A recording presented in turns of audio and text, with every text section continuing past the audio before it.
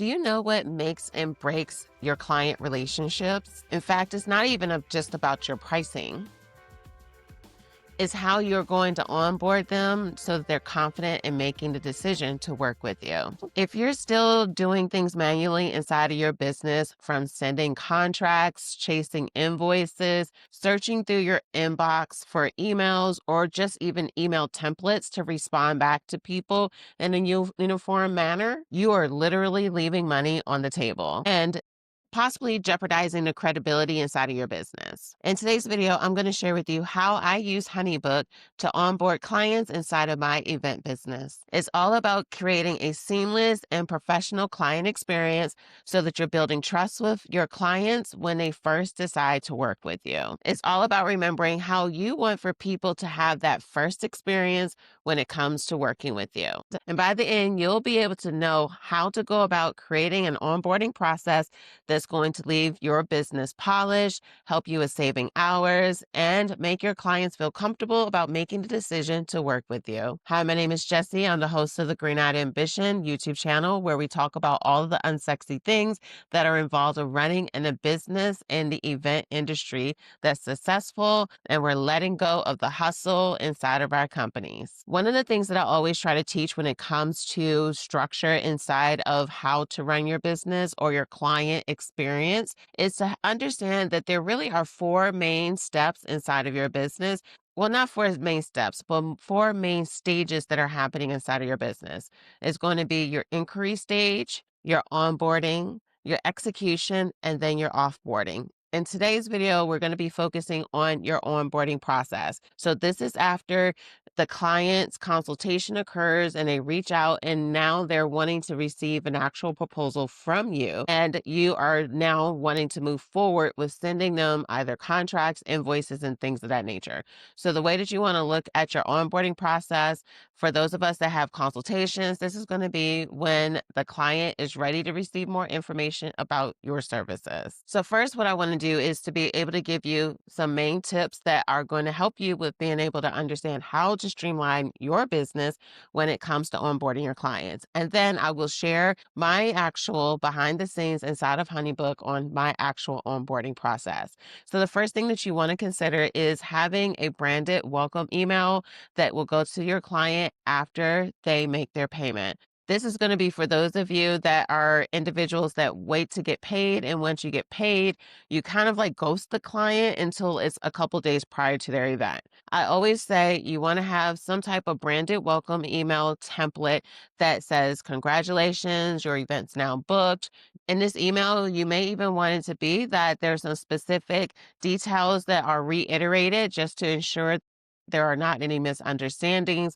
And the reason why you want this to be a template that's easy for you to use automation is because it allows for you to really allow for people to like, oh, wow, this person has everything in control. So when we're doing something that's branded, you want it to be warm, you want it to be personable. This is really the first time you get a chance to reassure a customer and help build trust that they made the right decision. So you want to have this automated welcome email that's going to possibly link this to give them a link to their client portal. You want to also let them know what the next steps are. One of the biggest mistakes that people do in the event industry is that they assume their client knows everything inside of our industry. In reality, most of them do not. So you want to let them know to say, you can expect to hear from us in XYZ amount of days. We're going to talk to you about this. In fact, you might even be inclined to have some tips in this email. You don't want to overwhelm them. You don't want it to be that you're just throwing a whole bunch of information at them that they're not going to read or be able to understand.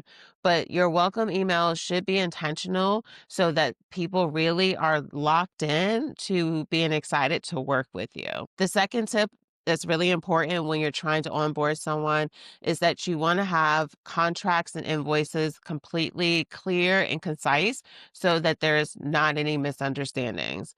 There's no, oops, I didn't get this signed, or has this client paid? Because if you have a system that you're using, it should allow for you to do all of those things in one, because you don't want it to be that you have documents coming from every angle. I know back in the day, I had I've had multiple platforms I was using for invoicing, then I had one for contracts, and it was so confusing for clients. Thing is on the corporate end, I am in the corporate space. I would have it that one email would get through the spam filter and the other one didn't. So you want to have it that all of your invoices, contracts, payments are all in one system so that you're making it seamless for the client, and you want to really appear professional. Even for myself, when I decide to work with vendors and the vendors like, oh, can you cash out me this? Can you do this? And it's, to me, it does not give a good feeling. So you don't want for another customer that works with you to feel the exact same way.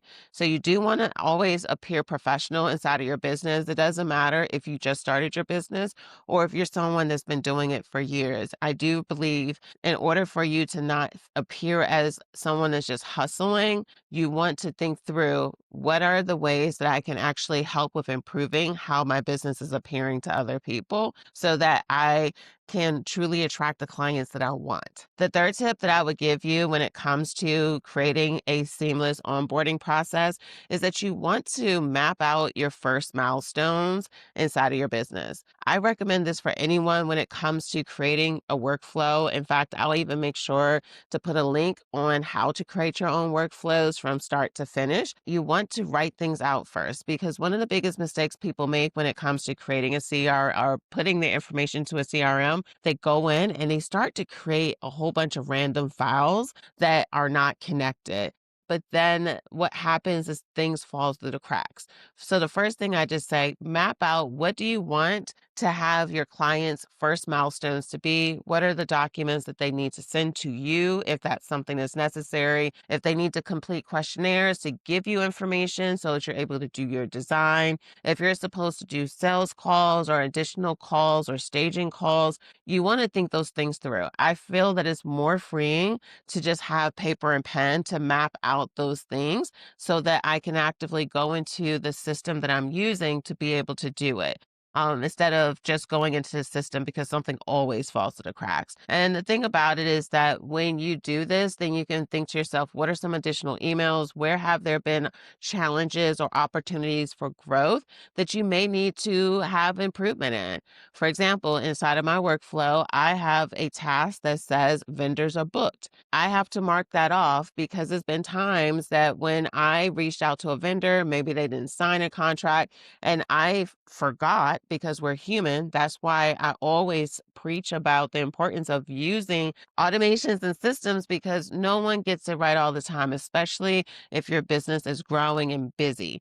So I have a step that's inside of my automation that until I mark off that the vendors are booked, that does not move in my sales process further. So it's a hard stop inside of my business. So I know that until I mark that off and I find the vendors or I get them to sign the contracts, it's something that has to get done and is urgent inside of my business.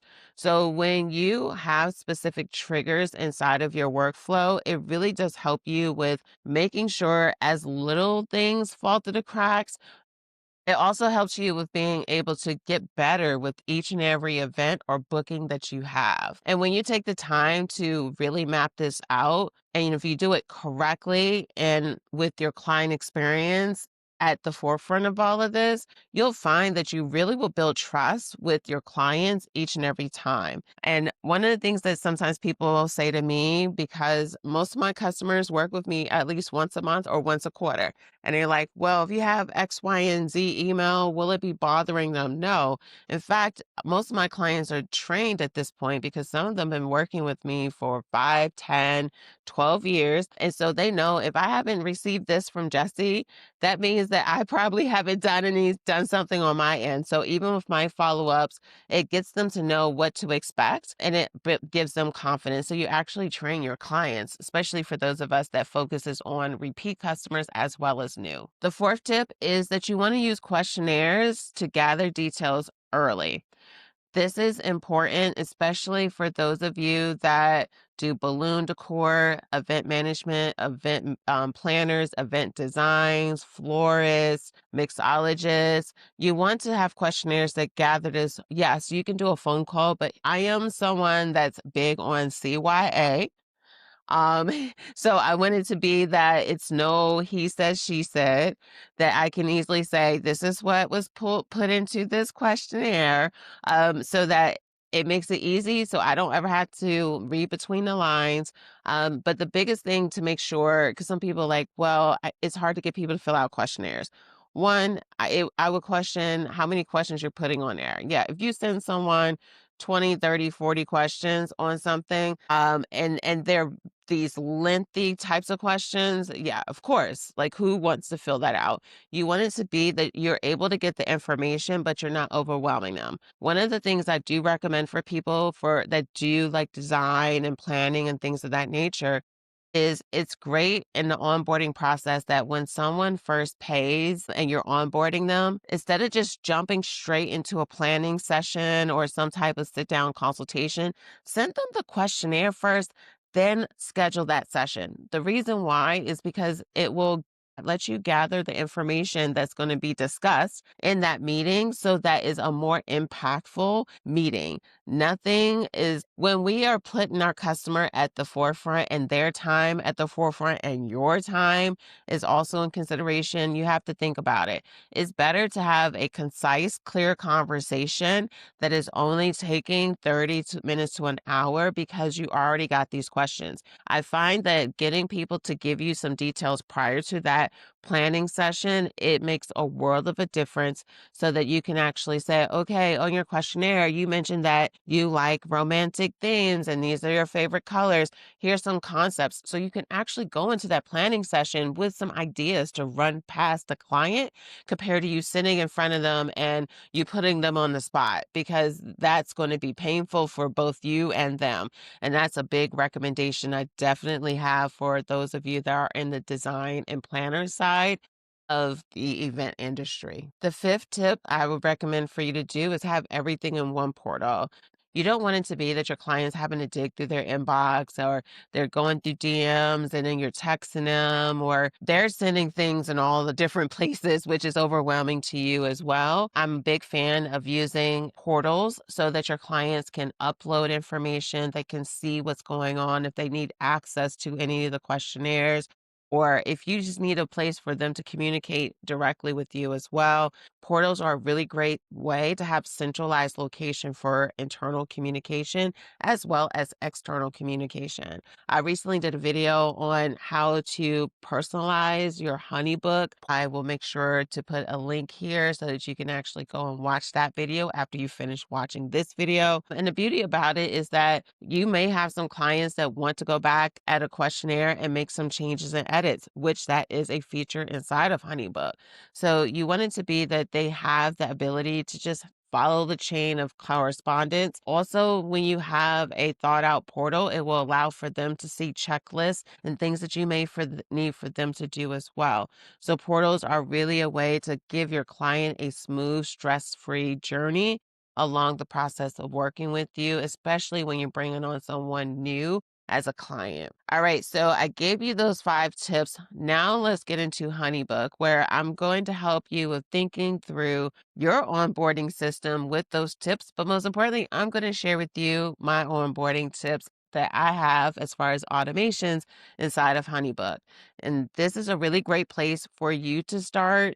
It doesn't matter the size of your business. I highly recommend using workflows and automations, regardless if you're doing your business full time or part time, and if you're new or even more established. I find that it will really help you with scaling and doing your business with ease because the reality is that our administrative side of our business is a big component of us running successful companies, and I want for you to have success inside of your business as well. So as I mentioned, the first thing that I always do is I map things out because inside of HoneyBook, your onboarding process or any process inside of your business, when you're using automation inside of HoneyBook, is all going to start based off of a trigger. A trigger is going to be an action or activity that is either client initiated or something internally happening inside of your business. So let's say you have a trigger where once a client makes a payment, some type of message goes to them. Or if you apply a tag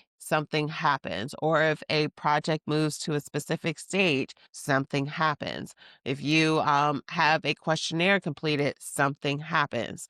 This is why I said first things first, you have to take to pen and paper and write out things, because if you just go in here and have no clarity, it's going to be overwhelming, especially for those of you that are not the most tech savvy. So for my specific business, the way that it works, because I am working with corporate clients, I typically will send them some ideas based off of the concept in which they're going to be working with me.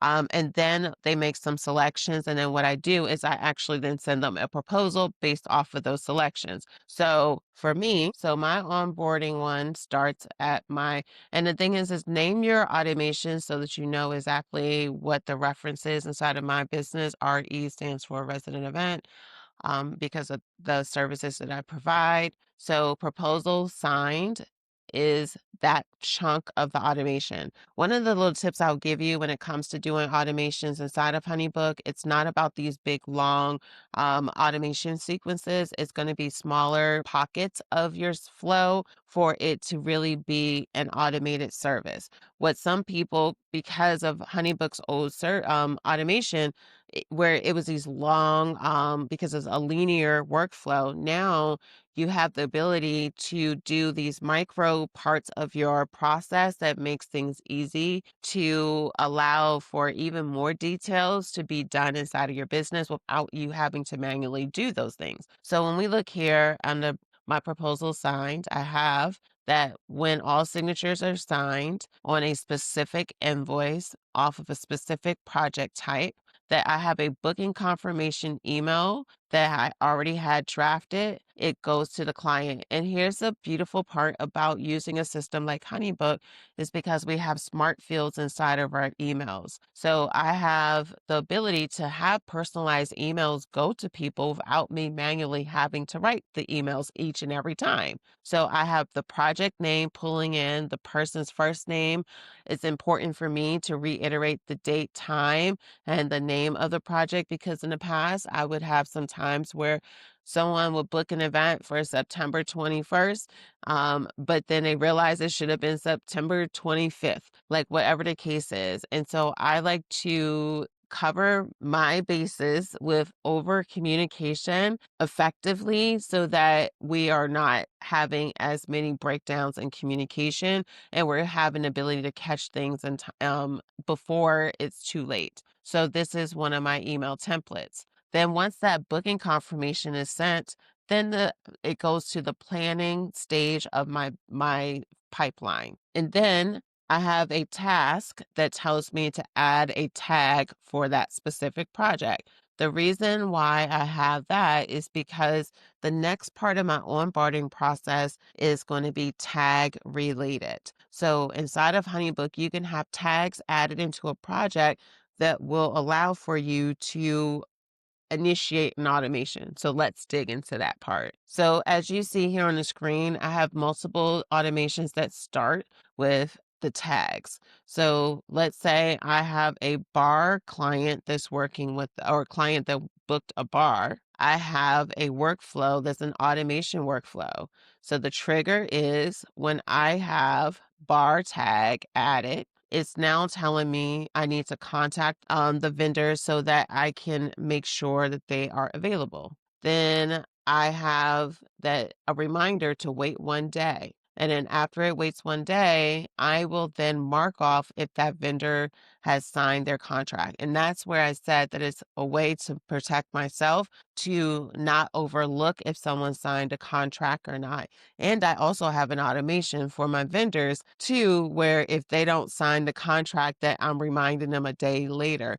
But again, I feel like you can, inside of this new system, inside of HoneyBook, it allows for you to have two or more automations going at the exact same time. So you just have to think through how do you do this inside of your own business. Then once I mark that it's off, I have that it moves to the pipeline stage. that is a bar only booking so that I can clearly go into my pipeline and see specific types of events so that it makes it easy, because these big chunks in my pipeline is going to be confusing. I don't want to see 20 events of random things. I want to be able to see how many bar events I have, how many craft events, how many catering events, how many entertainment events. That just helps me inside of my business to do a better job of understanding what's going on. Then my system will wait 1 day after that's done so that I have a booking detail email. And again, this came about because I have had it in the past where people thought that they did something or they booked something and there were some assumptions happening. So whenever there's some assumptions that happen inside of my business, um, even though they signed the contract and it's clear in the details, people, especially sometimes in a corporate space, they're just trying to get things done so they can move on to the next thing.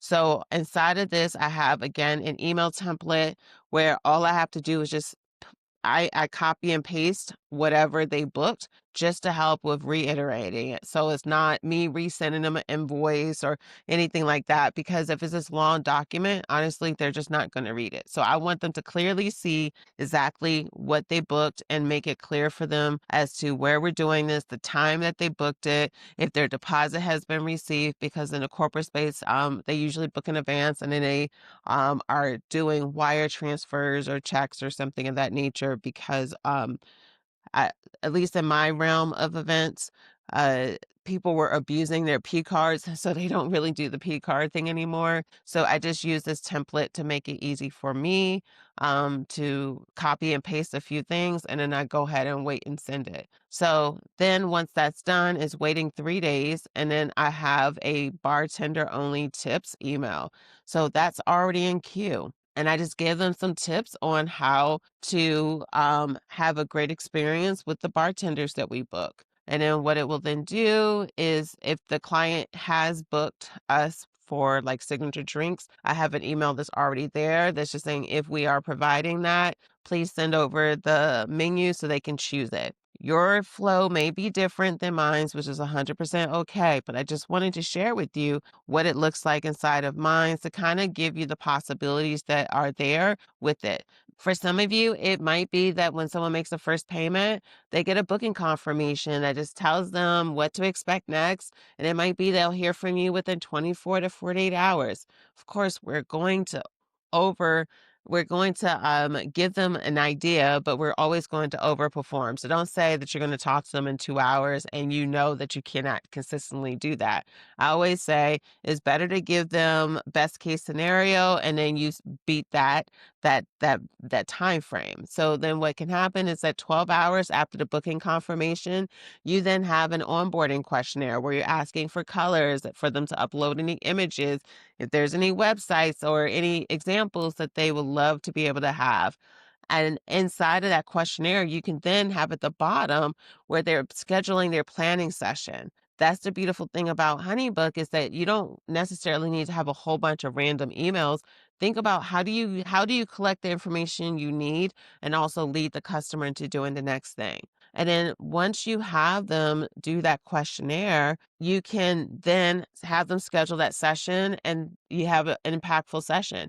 But the great thing is too, is if they don't complete it, you can then say in the conditional content, if they don't complete it in 3 days, to remind them that this is still pending for you to go and move forward. So when you're doing your onboarding or any type of workflow, you want to not only think about what it is that you need them to do, but you also want to have in mind what are some follow-ups that need to occur. Because some people open up emails or they start something and they get distracted. That's human nature.